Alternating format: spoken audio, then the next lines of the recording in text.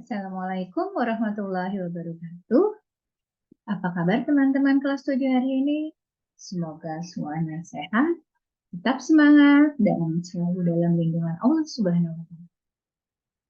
Teman-teman kelas 7, perkenalkan Ibu Dini Andriani SPDI yang akan menyampaikan materi pelajaran akidah akhlak dengan bab 3 akhlak tercela, riya, dan nifaq.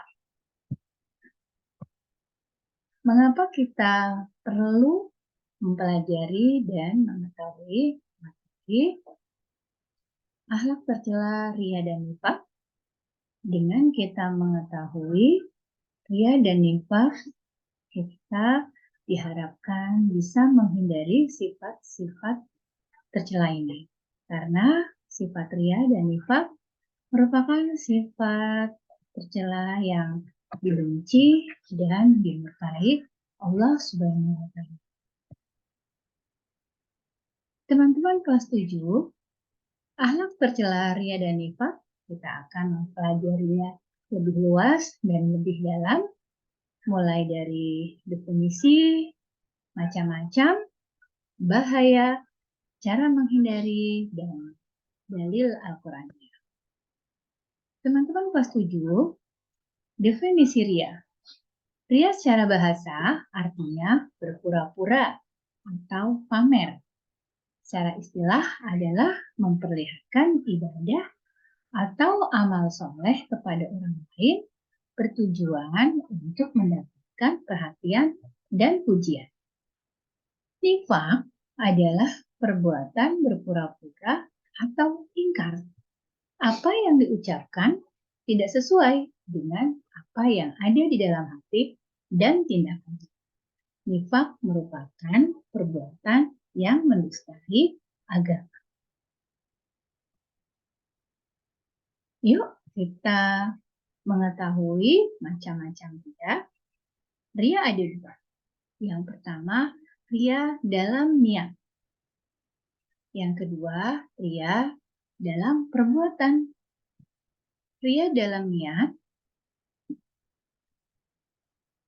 niatnya sudah diawali ingin dipuji oleh orang lain.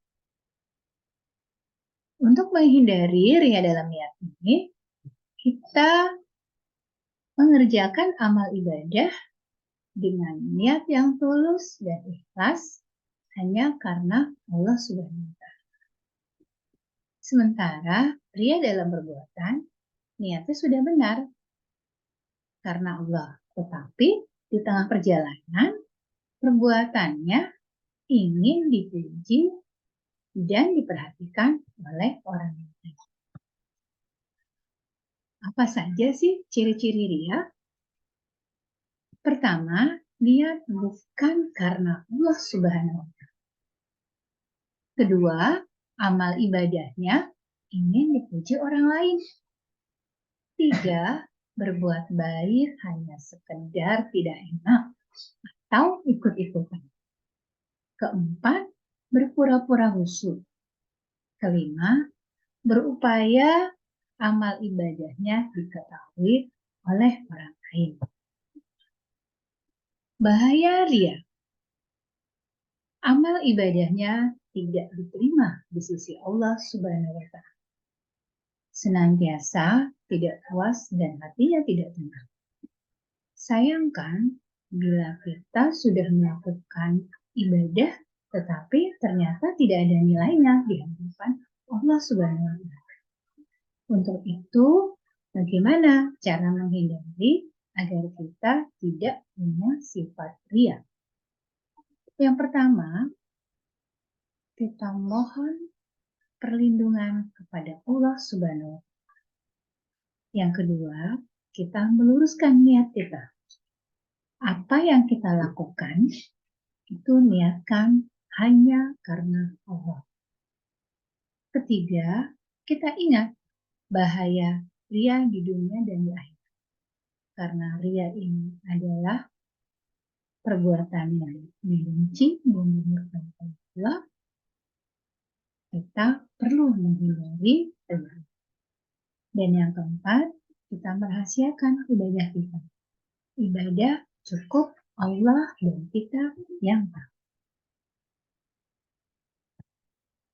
Teman-teman kelas 7, sekarang kita lanjut ke nifak. Macam-macam nifak. Nifak ada dua. Yang pertama nifak i'tiqadi, yang kedua nifak amali. Tidak berbeda jauh dengan riya.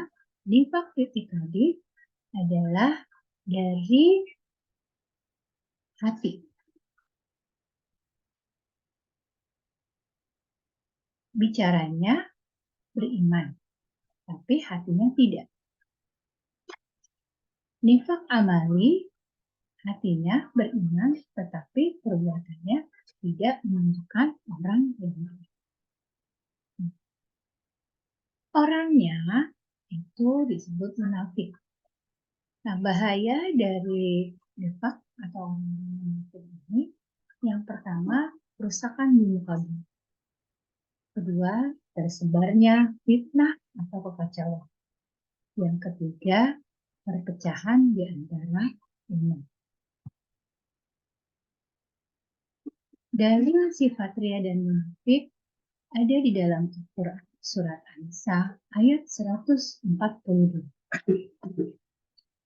Yang artinya, sesungguhnya orang munafik itu hendak menipu Allah, tetapi Allah lah yang menipu mereka. Apabila mereka berdiri untuk sholat, mereka lakukan dengan malas. Mereka bermaksud riya, ingin dipuji di hadapan manusia. Karena nifak ini sangat dimurkai oleh Allah, dan orang-orang yang memiliki sifat nifak ini akan dimasukkan Allah ke dalam neraka. Untuk itu, kita harus menghindarinya. Dengan cara apa? Cara menghindari sifat nifak. Pertama, jujur pada diri sendiri. Kedua, perbuatan nifak dimasukkan ke dalam neraka. Ketiga, setiap perbuatan akan diberi balasan oleh Allah Subhanahu wa Ta'ala. Kata kuncinya, yang pertama, niatkan segala amal ibadah kita hanya karena Allah Subhanahu wa Ta'ala. Kedua, sesungguhnya kita tidak menipu Allah, tapi Allah yang menipu kita. Karena Allah Maha mengetahui segala sesuatu.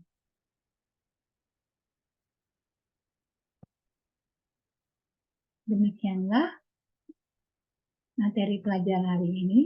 Terima kasih atas segala perhatian. Semoga kita semua, teman-teman kelas 7 khususnya, bisa terhindar dari sifat riya dan nifak. Terima kasih banyak. Ibu akhiri dengan Assalamualaikum warahmatullahi wabarakatuh.